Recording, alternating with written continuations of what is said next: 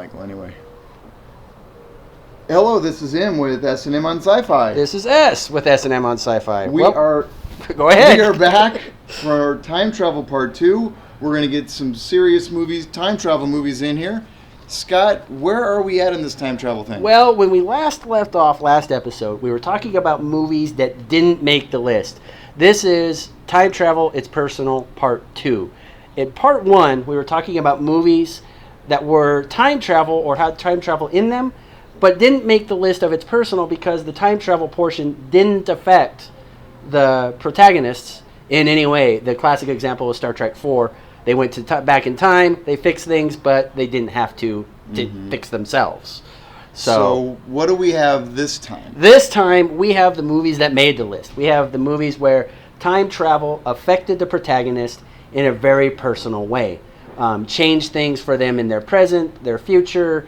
What they did in that alternate time changed and affected them when they came back. Now, we want to say that this is not a definitive list. This is just the movies that we chose to watch, and we picked a variety, some older, some foreign, a little bit of things, and, of course, the quintessential movie Absolutely. fits this genre. Absolutely. And the list that we put together, I wanted to cover as many methods of time travel that occur that we come up with. We have, undefined, human technology, alien technology. One of them's even chemical. Chemical, which I still stand by that it was electrocution. But anyway. Well, in that case, I'm referring to Time Traveler, the girl who leapt through time. Oh, okay. That's a different one. I was thinking Hot Tub Time Machine. Yeah. Well, again, but that's... Well, when we get to that, we'll discuss it. Absolutely. There's a little bit of controversy with that movie. Absolutely, because we really could get into that one. We could have a whole episode based on that movie. Well, I want to get us right into this. What movie do you want to start with? Well, actually, first, I want to throw out an invitation to Will Wheaton. Oh, yes. He is friends with us now. Well, he's part of our circles on Google+, which reminds me, we now actually are fully up and online on the internet. Come check us out at smsci-fi.com. We also have a Google+ page, which is where the majority of the social media is going to take place. I'm going to probably stay away from Facebook, only because I like Google Plus better.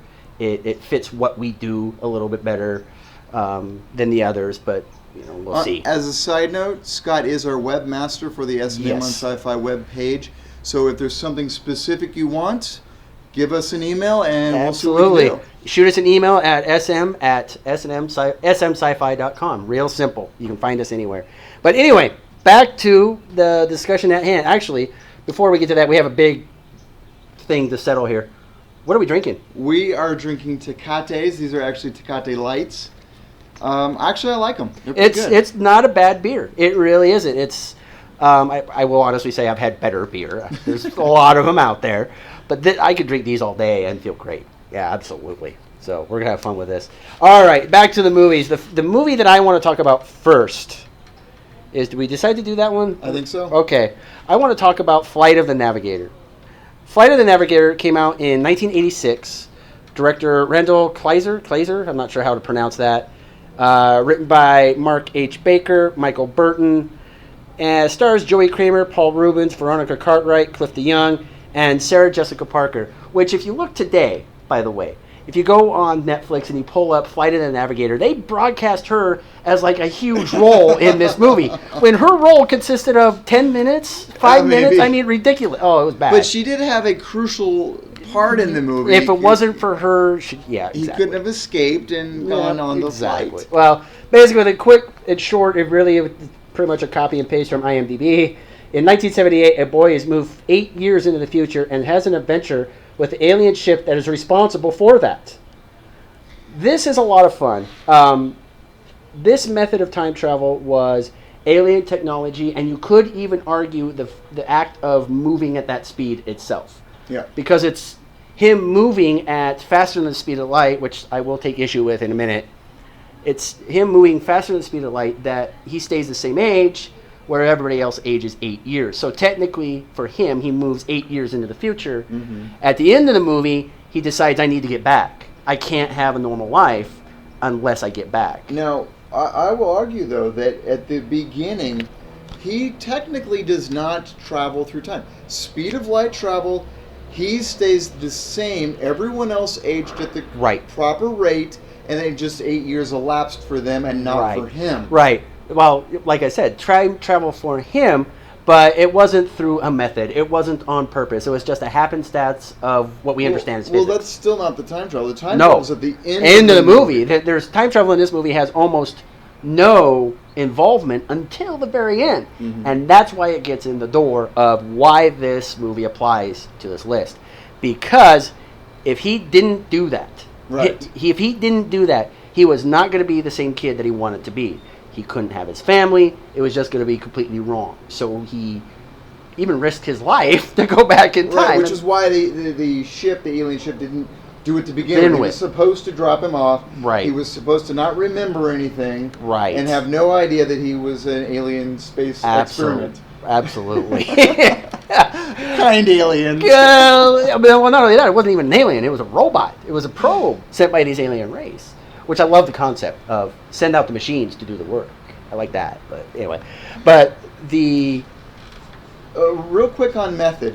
One thing I want to touch on each of these when we talk about method is how many passengers can you accommodate with that particular method? That one could hold quite a few. Yeah, and there are in fact other passengers on board. Right, he's able to keep one and keep it on home with him. It's actually a really great story. The movie itself, the kid goes and has an adventure with this wild and wacky thing that turns out to be Pee Wee Herman in my mind. Paul Rubens, right. I honestly liked Max better before he scanned the kid's head and started taking on Paul Rubens' voice. Anyway, neither here nor there. Great movie. I think it does a really good job of not bouncing around too much or getting things kind of out of whack with the whole time travel. It was pretty consistent. Mm-hmm. I really can't fault it as far as the time travel. Now, it's probably because time travel itself was such a small part of the entire movie. So, anyway. And just to point out, the reason why we believe this does qualify with what we're talking about here, it's personal. Because everyone else aged normally except for him, when he goes back in time at the end of the movie, he is now able to change the past. And live those years that he skipped basically for everybody else. Right, and he has a new little pet friend. Yeah. And he develops a better relationship with his brother. Well, at least by the end of the movie. We hope he's changed for the matter. Right. It was a growing experience. But anyway, let's move on to that next movie we wanted to talk about. Which one was that? Your choice. My choice? You know what? Let's talk about the bad one. Let's talk about Looper. All right, Looper. Just a recent movie, 2012. Mm-hmm. Ryan Johnson. I'm not real familiar with him. Apparently, he directed and wrote it. Right. So, direction-wise, I thought it was a well-directed movie. Writing-wise, we got some issues. We got some big issues. Let's get a quick synopsis. Stars are Joseph Gordon-Levitt, which, of course, from Third Rock from the Sun. Yeah. This was the first real movie that I saw Batman Rises first. Right. This Dark Knight is one of the Rises. first couple of movies I've seen him as an adult. And I thought he did a pretty good job. Bruce Willis plays an older version of himself in the movie. And then there's Emily Blunt's in it. And the female interest of both, right. Yeah. So as far as the synopsis goes, let's talk about that as we talk about the problems that we thought was right, because the very first sentence of the synopsis I take issue with. You go ahead and jump into that. All right. The first part of it is in 2074,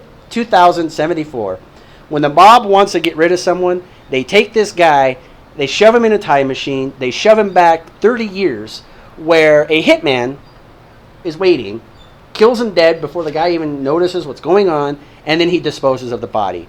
The reason they do this, in the movie they explain that it's incredibly hard to get away with murder in the 2074. But here's my problem with that. If it's so hard to get away with murder, how is it any easier to get away with kidnapping and a disappearing body?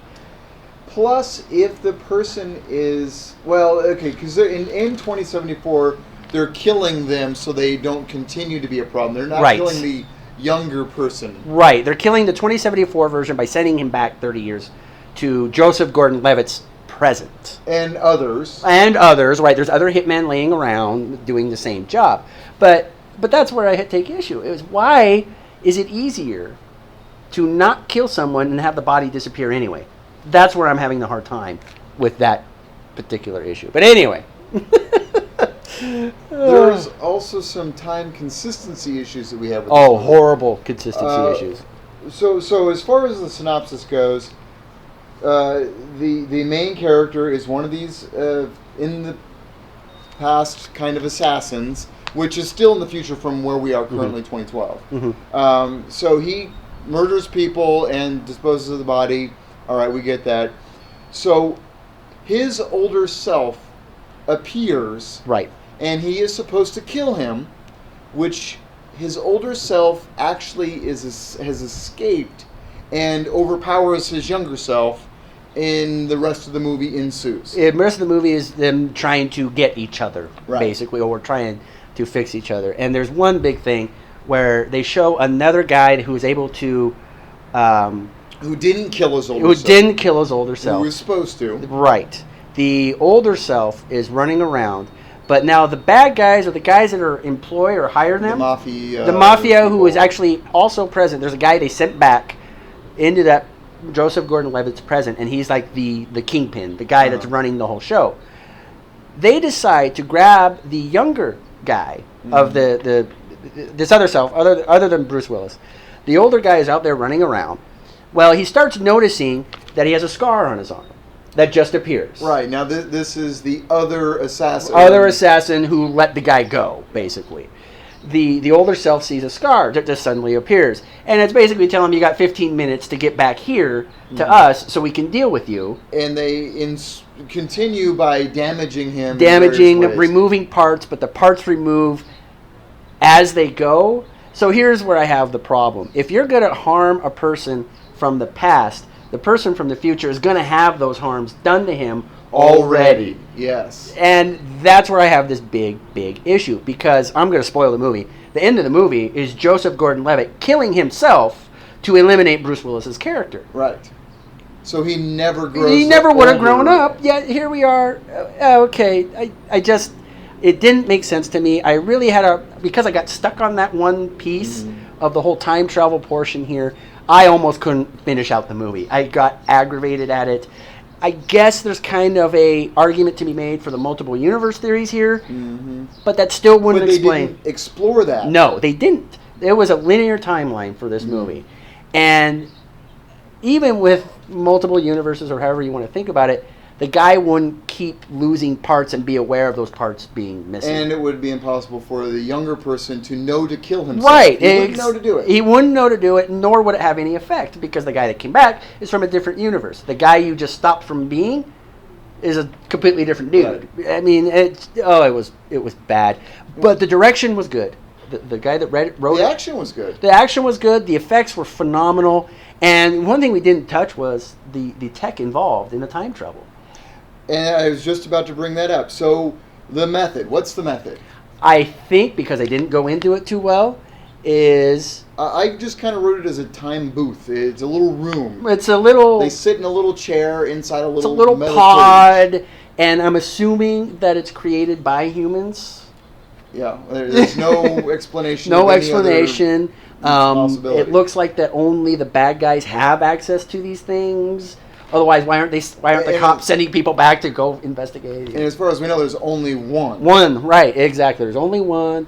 And as far as we know, it only holds one passenger, because there really isn't. Right. We see many people come back to the past, but at different times. And there's only one at a time. Right. Exactly. So, safe there. Now, does it qualify? It does. As bad and as horrible as the consisting with time is, yes. Because the things that he did affected the guy in the future, and vice versa. I mean, absolutely it qualifies. Well, let's jump over to what I would consider to be a really fun movie, Bill and Ted's Excellent Adventure. Yes, so, because this is on the complete opposite end of the spectrum. You want to give us a start on this one? It was made in 1989. The director was Stephen Herrick. I'm really not familiar with what else he's done. No, not really. Written by Chris Matheson and Ed Sullivan. Has Keanu Reeves, Alex Winter, George Carlin, which is hilarious for me for the entire movie. But anyway, just as a side note, Alex Winter, I swear I'd recognized him from something, and just the other day I happened to catch a movie where he was in it, and I realized, oh, that's where I know him from. He was in. Now I'm ready to say this. You're gonna forget it. Let me jump back in time for a second. The teen vampire movie, same era. With Lost Boys? Yes, the Lost Boys. Ah, Thank okay. I just watched it the other day. Nice. Lost Boys. He's one of the other vampires. Vampires, right. By the way, side note, not a bad vampire movie. Not a bad vampire movie. Anyway. No time travel in it. No. There should have been. But, I don't know, but maybe. Well, we'll see. Okay, so Bill and Ted's. Bill and Ted's. This movie is so much fun. So we have let's jump with the method right now. We Sure. have a phone booth that is, it's clearly technology. Why there's the mechanics inside the phone booth, they don't really explain. No. We also know that George Carlin is from the future, who's the one that delivers this phone booth. So the phone booth is from the future, but it's built by humans. So that, to me, that's an important part here with this. Also, real quick, you think there was a tip of the hat to the whole Doctor Who thing with the phone booth? I suspect so. Yeah. In Doctor Who, of course, the reason why it's phone booth is so it makes sense. It's a disguise, basically. Mm-hmm. And in 1989, a phone booth wasn't that unusual. No. You could see a phone booth. You saw a phone booth on every corner in 1989. They were everywhere, absolutely. Real quick, the synopsis of this one was basically a couple of dumb kids come across a way to get a better history port by traveling in time. But George Carlin deliberately delivers the time travel phone booth to them so they can do this. Because the future, I think this is the best part of the whole movie. The future is this great utopian society based on the great ones, Bill and Ted. Right. And if they don't pass the class, the future is hosed. The method on here was fantastic. What I really like about this movie is right out the gate, George Carlin comes in and says, here's the phone booth. They see their future selves come out of the phone booth and convince their younger selves to go on the trip with this phone booth. Now that's future selves within the same couple of days. Right, exactly. The time frame here we're talking is incredibly. They don't spend a lot of time traveling through time. They cover multiple centuries. But, they only spend a few hours in the phone booth. Right. Hammering out. Anyway. So not to be confusing to our listening audience, we're talking about several different time periods that are covered in the movie. There's the far future, which is benefited from these guys passing their history final. Right. And then there's the near future of Bill and Ted affecting the things that they're doing. Right. And they decide to go and kidnap. I mean, that's really the words that they use. They're going to kidnap all these historical figures. You got Abraham Lincoln, Napoleon Bonaparte, who actually gets away and starts wandering around. Right. Beethoven. Everybody. And they come back and they get caught. Or Napoleon gets caught and arrested by the captain, whatever the heck his name was. Which is Bill's father. Bill's father. He's a cop. He gets caught. So the guys hatch a plan to break themselves out by going into the future and setting up certain things in certain ways to make sure that in the present, they have the means to get out of jail to go on about their day. They go back, the time machine's busted. They end up going back to everywhere. That's actually where they pick up the most people because they just kept going to random places. They finally kind of fix it. They show up a couple hours. They show up literally at the spot where they have to convince their younger selves. The movie takes you a nice big full circle. Mm-hmm. I like the way it did that. The timeline works really well with that. And towards the end of the movie is when you see, as a viewing audience, them arrive back at the Circle K and tell their younger selves to make the trip. Mm-hmm. And George Carlin tells them how to fix the time machine, and they go back, and movie's over. As silly and as hilarious a movie as it was, I feel like the science portion, yes, it's science fiction, but the science portion of the time travel, it held together beautifully. Mm-hmm. They did a great job. We got to remember to go back and put the car keys here. We've got to. They find themselves end up in that time when they have to convince their younger selves to go on the trip. Oh, it's Now brilliant. we talked a little bit about the police station scene in the first episode, but we didn't mention that key that you just said right there about them convincing themselves. Right. Because we actually see that, and if they hadn't convinced themselves They to wouldn't have go, gone on the trip. it totally qualifies. Absolutely, because they convinced themselves. They told themselves, we got to go do this. And you mentioning Doctor Who, when they're traveling through time, I just realized this. The Doctor Who is the funnel kind of Right, vortex, It's the same thing. I can't help it. As I was watching the movie, I can't help thinking, my God, this looks like Doctor Who. And I can't help but wonder if this was kind of meant of a funny little spoof type thing. You know, it was just kind of cool. But anyway, what do you want to talk about next? Let's talk about Terminator. All right. You mind if I? Absolutely, go right ahead. 1984. I love this movie. Oh, man. The Terminator.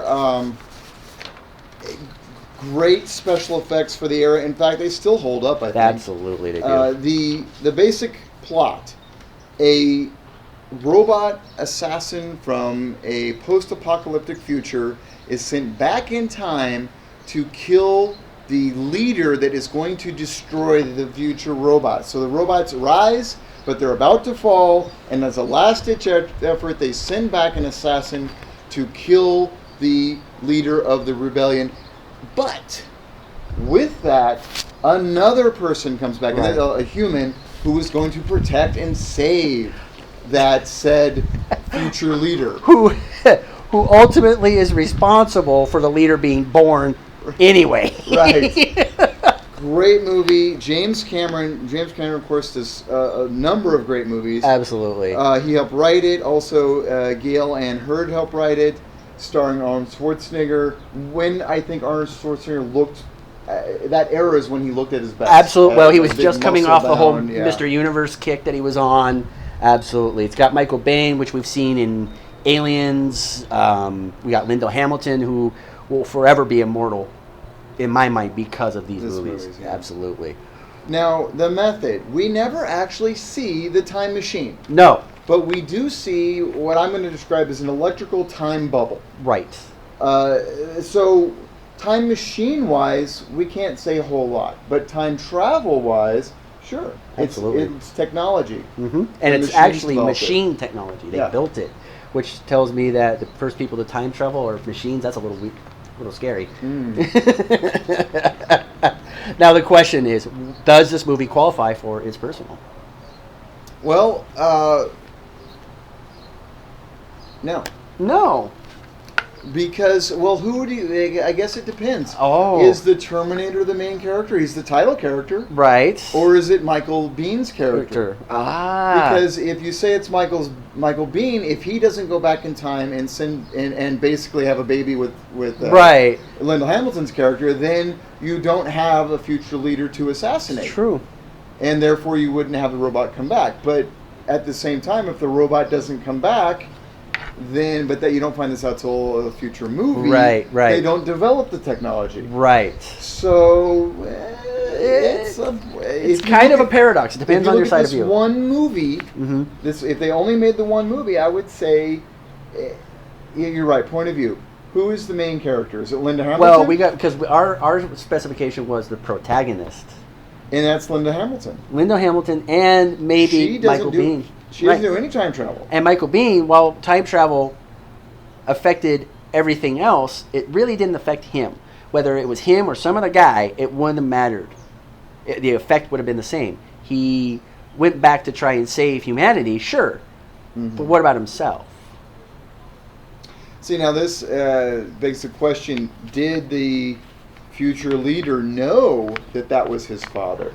Yes. At the end of the movie, you find that out. Because she reveals on the tape recording that I'm going to tell you who your father is. So John Connor knew who he was sending back. Mm-hmm. Knew that by sending this back, I will then be. But again... But John Connor's not a character in this movie. No, he's not. Nor is he the guy that travels through time. So what do you think?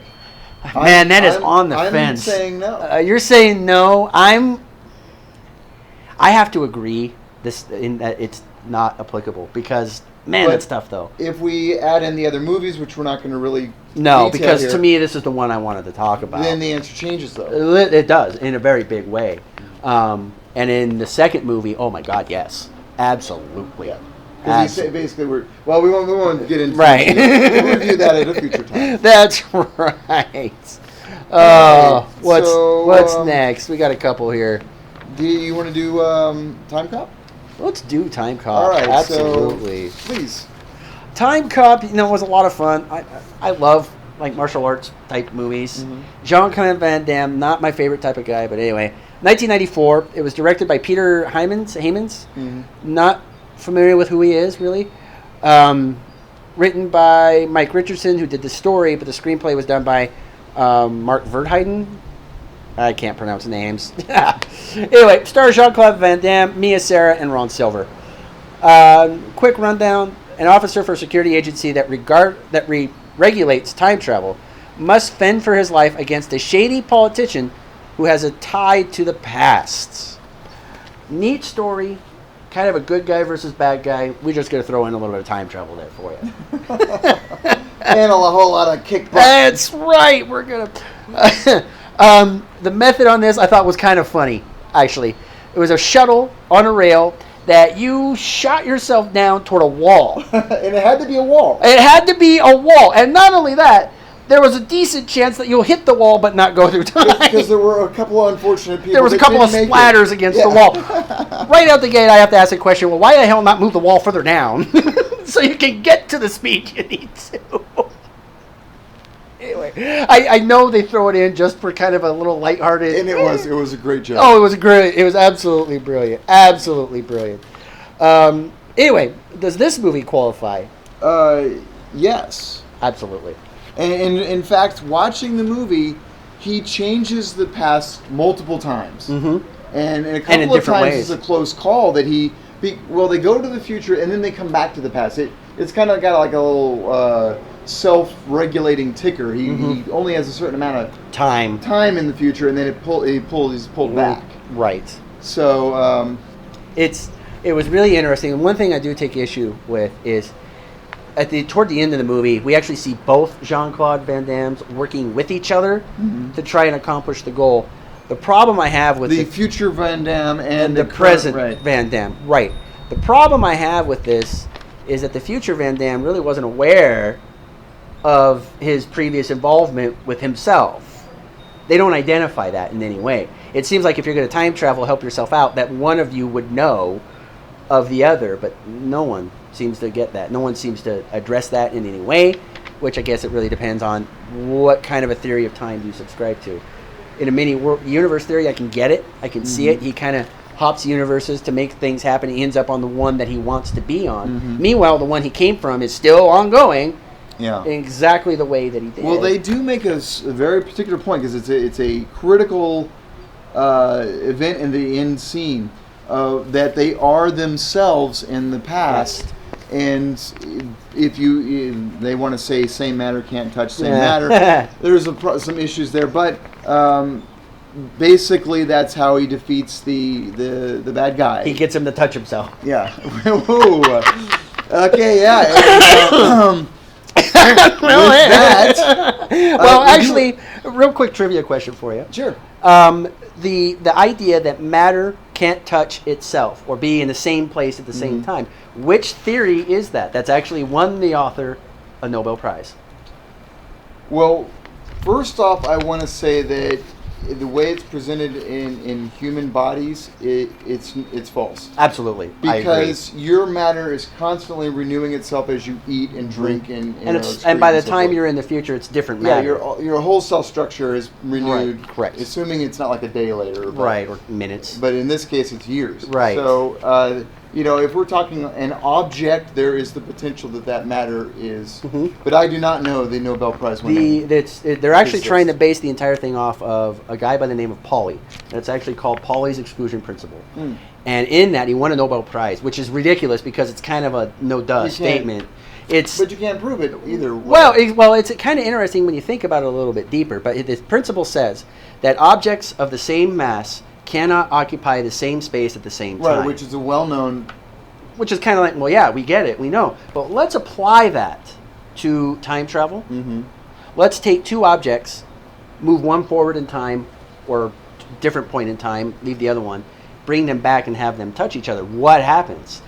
If that exclusion principle is true, what does happen? And this does, Time Cop, does a legitimate attempt at explaining that. Right, and a fairly good one, too. A fairly good one. Incorrect though it may be, it was kind of neat to see a different take.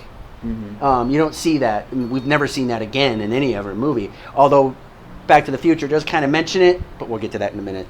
One real quick side note, for both Terminator and this movie, in Terminator we only can, as far as we know, only one Passenger. person, well, you're right, at a time. In this movie, I believe there was a double, two-seater. Yeah, two-seater. Right. And in fact, I like the airplane cockpit size. Right. It looked like the front end of an airplane. They strapped themselves in and they hurl themselves at a wall. Which, if all I have to do is throw myself at a wall at high speed to travel in time, where do I sign up? Yeah. I mean, let's go. I also love the opening scene when you got the guy from the future checking the stock reports and trying to make himself money.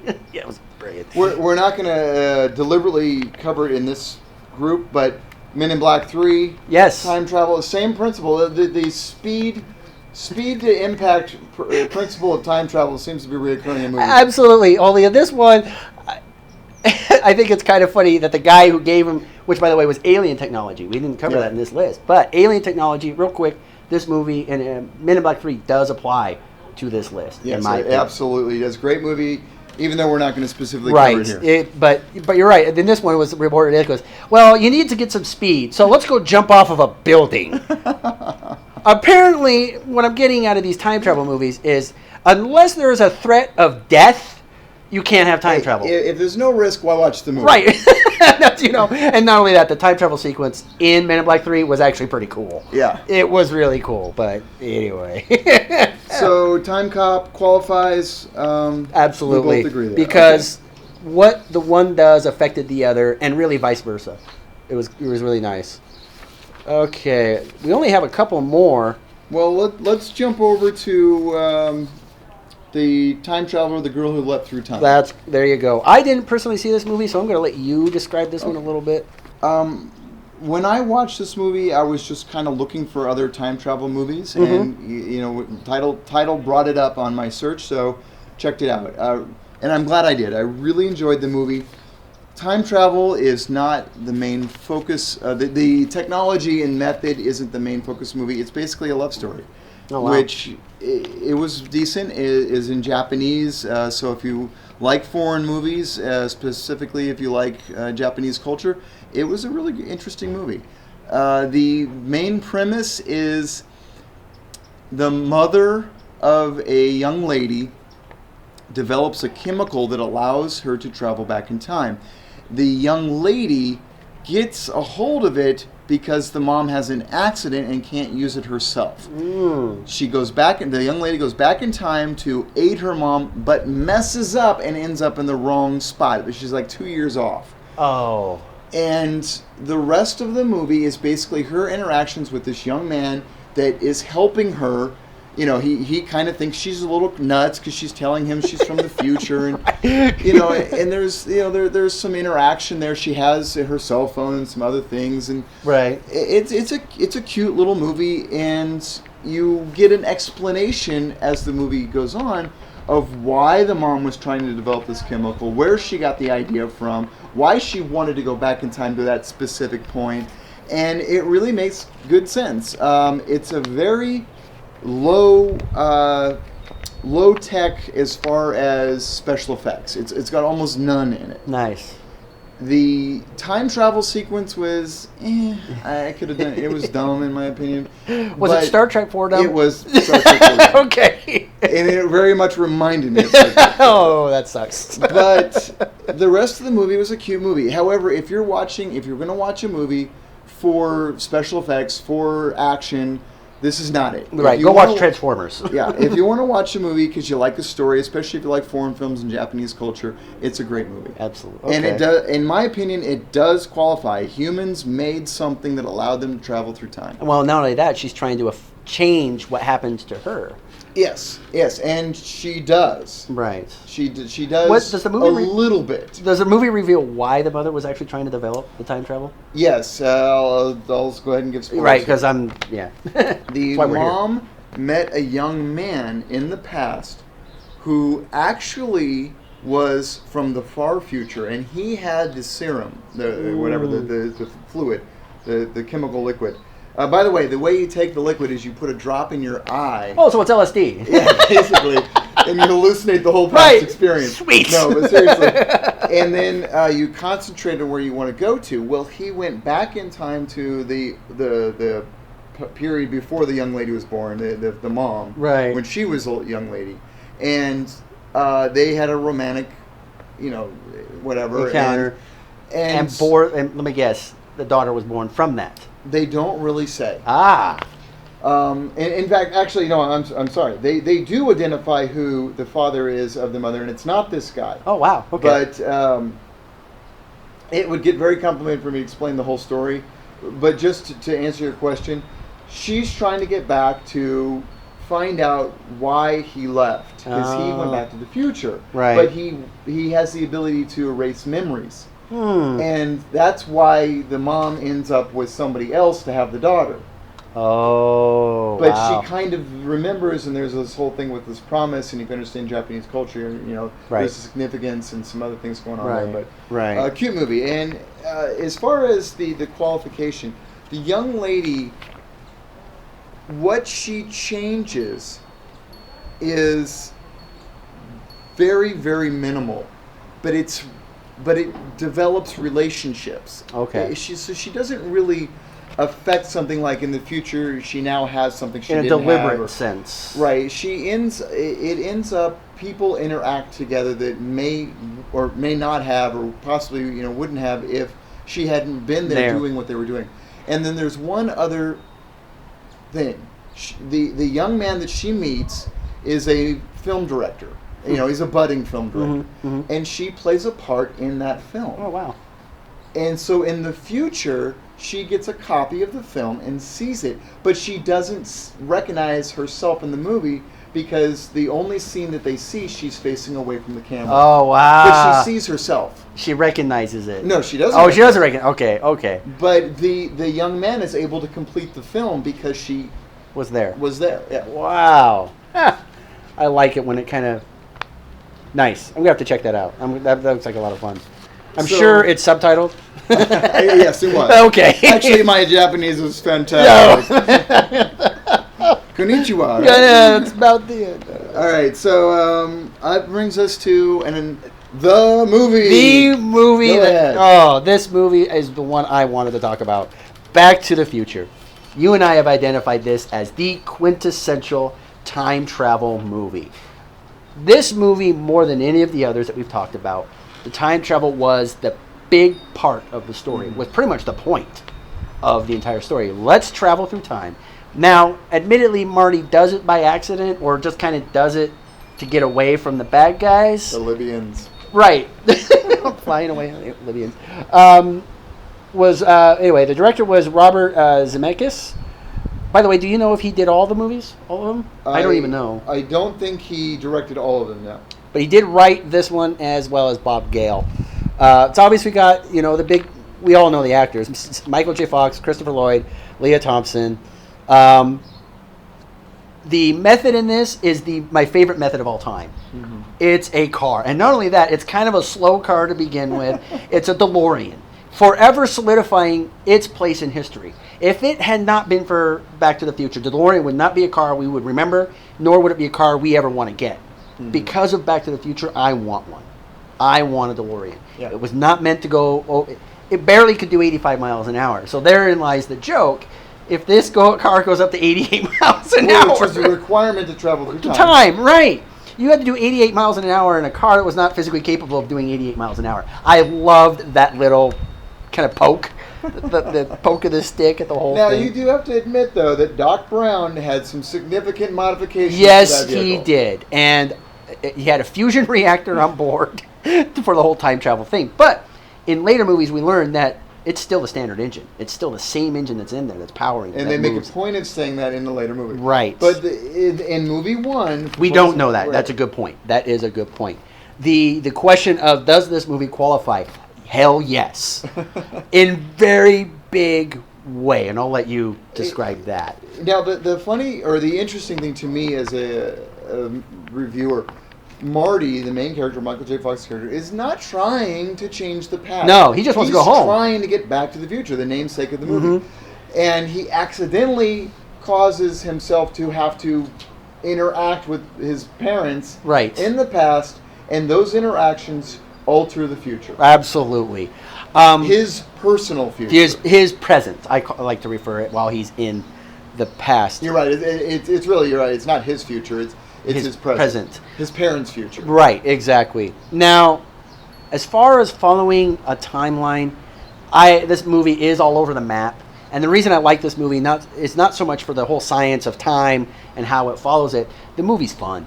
It is just a lot of fun, especially when his dad is able to punch out Biff because of Marty's influence. Right. I mean, that was absolutely brilliant. The principal of the school doesn't change in 30 years. Strickland. Yeah. He's the same bald guy then as he is now.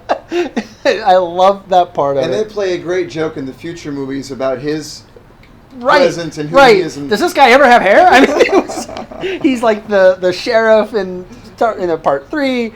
Oh, in this movie, I don't take kind of an issue because Marty actually has a picture of his family with him, and as events play out, for instance, his mom takes a big love interest in him, and when that starts to happen, Florence Nightingale effect. Right, the Florence Nightingale effect.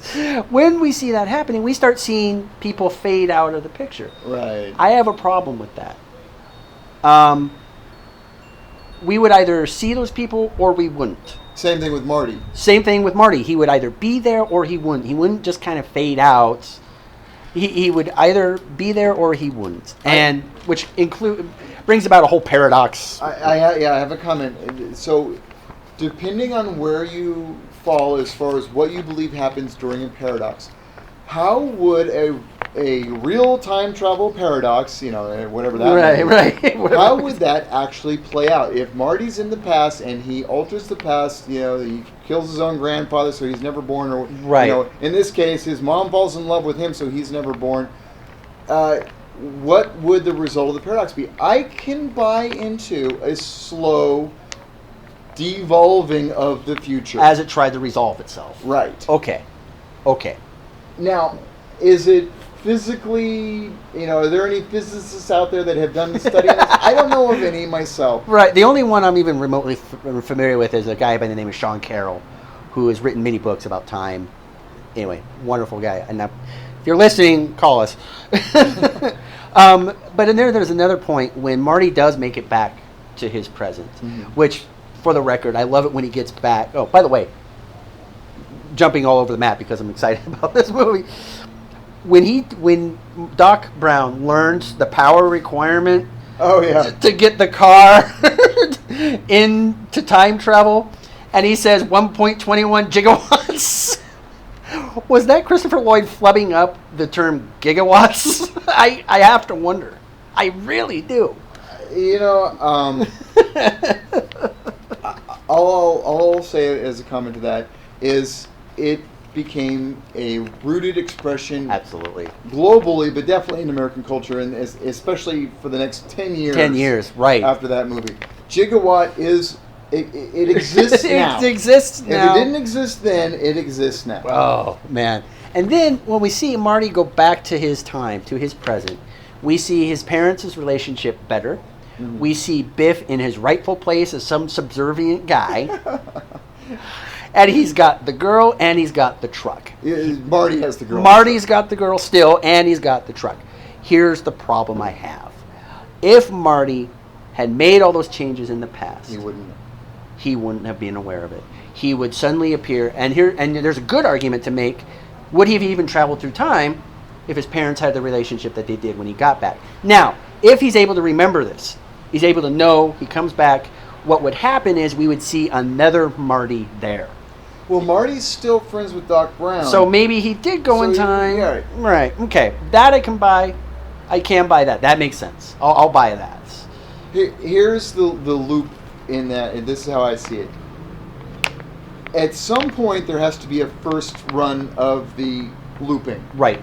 And this is the first run. Mm-hmm. So from that point on, it infinitively loops back. Comes around itself. So the second time around, he would have always lived grew True. up with parents that had money, and and all those things would have always been like that, as you said, and he wouldn't have known deliberately to change the past. Right. However, he goes because he's still friends with Doc Brown. Doc Brown still tries to still invents a time machine. The Libyans, and he still bumps into his parents. All of that would have happened as is. It's okay. That makes sense.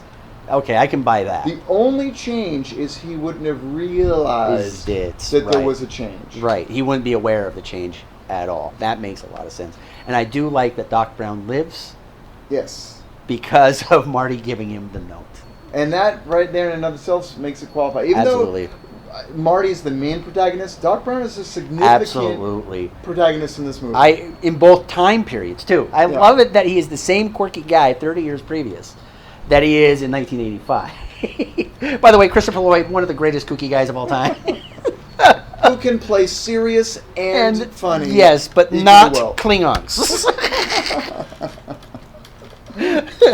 This Klingon wasn't that bad. Well, no. It wasn't any worse than the other Klingons from the 50s or from the 60s. Good point. Very good point. However, he was no General Chang from Star Trek 6. But anyway, I think that wraps up our list. We skipped a movie. Uh-oh, which one? Hot Tub Time Machine. Oh, snap. So okay. we got to go back in time and talk about it. Reverse. That's okay, because this is a wonderful one to end on as well. Came out, what, last year? Last year, 2011, 2012. 2012. I'll let you explain it because I can't get to it. Directed by Steve Pink. First Steve Pink movie I've seen. Yes. Written by Josh Heald. Heald, right. Okay, Sean Anders. And stars John Cusack. John Cusack, I have to comment, he continues to amaze me with some of the roles he picks. Absolutely. And kind of weird. I really liked him in this movie. Absolutely.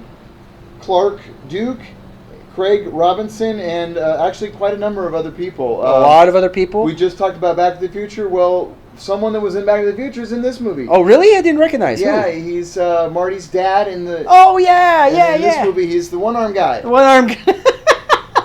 By the way, the whole point of, he's going to lose his arm. Nope, he's not. And he ultimately... Running joke throughout the movie. When they get to the hotel, before they embark on this time travel journey, they come across a bellhop who's missing an arm. And very angry. And pissed off. He will probably kill everyone around him. I mean, he is unstable. It just looks it. They go on the time travel and they see the same guy with both arms. So now the question is, well, how did he lose his arm? And he gets himself into positions about 4 or 5 times. Yeah, he's destroying a chainsaw in the air. And he's juggling chainsaws. He gets into the elevator. It starts moving, but his arm is still hanging out. Ultimately, he gets hit by a truck. And loses his arm.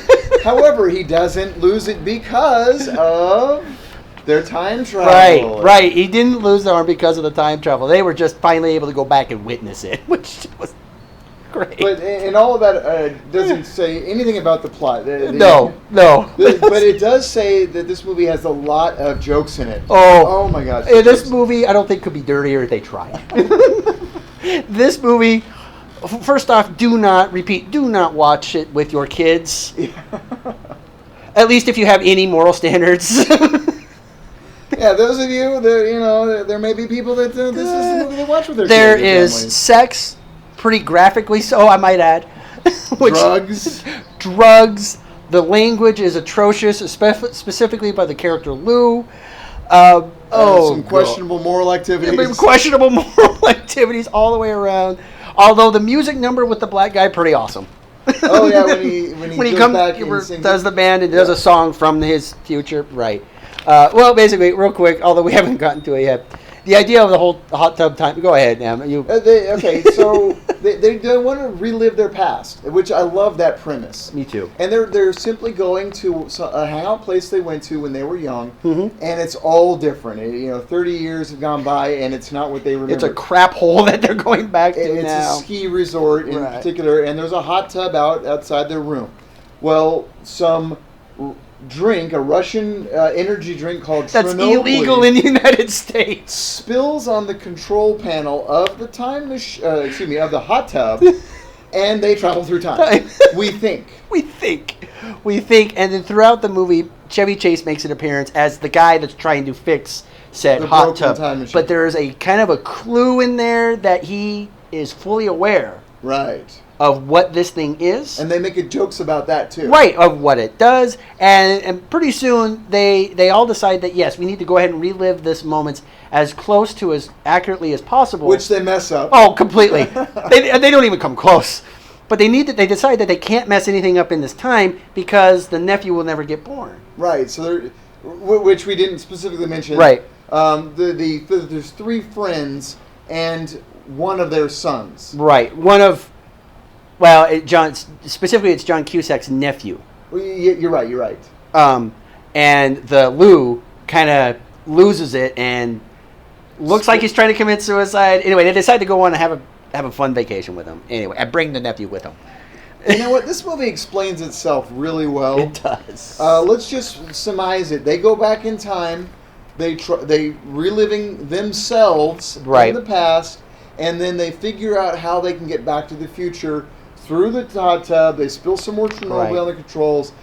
There's a little trick ending with Lou, who was the guy that wanted to commit suicide. Right. And then they end up in the future, present. Right. And the world has changed. The world has changed because Lou makes a decision that he's going to stay. He's not going to go back to the future with them. Let's discuss, does this movie qualify? Yes. Because of Lou, but only because of Lou. And I'm going to say no, because in the first sequence when they travel through time, it's flashes, but they give hints that it's a multiverse. Oh, that's true. That's right. There's the 3 guys. Well, in the flashing through time or whatever they're going through, they show, the 4 guys. They show 4 women. Then they play a little racial joke there. There's 3 white guys and 1 black guy, and then there's 3 black guys and 1 white guy, and there's little hints there, and you actually see Chevy Chase's character pop in. Right. And so to me, it suggests multiverse. So the Lou that we see when everybody gets back is not the same Lou that was left behind. And there's 2 other reasons I'm going to go with this. 1, because they are themselves in the past, with the exception of the nephew. That's true. And 2, when they come to the future, they are totally unaware of the changes, which we talked about. That's true. That's right. They expected to go back status quo. And they don't. And because of the other hints, I believe this is really a suggestion into multiverse. And they simply hopped to a new universe where those things always were. That's not a bad thinking. But, it could go either way. It's called Hot Tub Time Machine. That's right. And, by the way, probably the crudest moment of all time is the nephew. Go ahead, you started. I did. The nephew blinks out of existence because it looks like Lou ends up having sex with John Cusack's character's sister, which is why the nephew becomes born. Lou is the father. But you don't know this. You don't know this. You don't understand it until the nephew steps into the room and interrupts them having sex. He pushes him off. Pushes him off his mom. And because of that, he blinks out of existence. It goes right back to the Back to the Future thing. Because he didn't do it, he pops out of existence. So now they realize what happened. That he actually has to complete this deed. Yeah, the 3 guys remaining, not the mom. Right. She has no clue. She has no clue. But the 3 remaining guys get it. That if he does not complete... finish, so to speak, that the nephew is never born. And so we're sitting here left with the scene of gyrations, legs in the air. Just I couldn't help it stop. I couldn't help but watch. I do want to comment, though. Lou is kind of a disgusting pig. Completely. And you have to give him some credit, though, because at that moment, throughout the rest of the movie, he did not like the nephew. He hated him. Yes. But as soon as he realizes that's his son, he things changes his attitude. He wants to be a good dad. Absolutely. And he wants him to exist. And wants him to exist. So when he finishes, the kid pops back in existence. By the way, for those of you that are on edge of seat with concern, you actually see very minimal nudity in this movie. Yes, you do. However, it's still not a movie to watch with kids because the references in there, the language in there, it's rated R for a reason. It really is. But I'm trying to remember, was Terminator rated R? No, it wasn't. Yes, it was. It was rated R. Yeah. Terminator was rated R. For violence. And also, you see Schwarzenegger's ass. So. Oh, yeah. Technically, that qualifies as very little nudity as well. That's true. Brief nudity, I think, is the term they give it. Anyway, and well, the rating system was different then. We have run out of movies that we planned on talking about. I think so. Any mentions that you can think of that want to come in there? There's a couple of time travel movies. For example, Time Rider. Oh, right. I was a decent movie. It's an older movie. Yeah. Can you think of any that you want to recommend, even though we didn't talk about them? Not off the top of my head, mainly because we either covered them in the previous episode or we covered them here. And the big ones here that I really wanted to get to. Time Machine. But time travel, one of my favorite genres. Time travel, it's personal. Again, I really like the spin that writers come out with. And by the way, all these movies that we just talked about, I do recommend watching. Absolutely, every one of them. My favorites being Back to the Future. Back to the Future is the number one because that is what every time travel movie should be in my mind. If you want to set a bar for what a time travel movie, and a movie about time travel, not just a movie that includes time travel, but one that quick time travel movie, 12 Monkeys. Oh, yeah. Yeah, very good. It applies to this list in a big way because he sees himself get killed. Although you never see the time travel. No, you don't. No. You don't even see him time. No, you don't. He just kind of shows up in there. Again, time travel, kind of the whole point. He's sent back in time to deal with an issue to help the present. Mm-hmm. Actually, it doesn't really... No, I don't think it does apply now I think about it. Well, he changes his own past. Does he change his own past? He does change his... Okay, yes, he does. Anyway, but no, my favorite being Back to the Future. I love Flight of the Navigator, even though time travel was almost non-existent in that movie. And Hot Tub Time Machine, it really has grown quickly to be one of my favorite movies. Well, this illustrates that the time travel is a concept. We've looked at some very serious movies, some good action movies, some very funny movies. The Flight of the Navigator is a Disney movie, so you have a concept that applies to a myriad of scripts. There's no shortage of story ideas when time travel is involved, and every one of them as good as another story. I mean, and in all these movies, I don't feel like we're looking at the same story. No, even though some of the methods were a little making fun of others or paralleling, but, how do you get through time? We don't know, and that's what leaves that door open for creativity on the all these different directors and writers. Right. Would you have thought to use a DeLorean as a time travel device? In 1985, no. That was totally original. Right, exactly. Nowadays, of course, everyone's going to jump in. Time Cop, the others. You got to build up some speed, and then boom, you're through time. Just look out for the wall. But the idea of building up speed and then traveling through time, that's not new at all. No, it's not. No. And some original Star Trek episodes use that concept. Superman, the first movie, uses the concept. And that's 78. You're right, exactly. Yep, yeah. So, but DeLorean, it makes the most sense. Why not? Why not? And America, it was a brand new car at the time. So yeah, we're a mobile society. What else would we use? That's right. I want a DeLorean, and I want to get the effects on it to have it look like my time machine. I want that. If I had money, that's what I would do. Any final comments? No, I think that really does about wrap it up for this episode. This is M signing off. This is S signing off. Thanks for listening to Time Travel. It's personal. Catch you next time.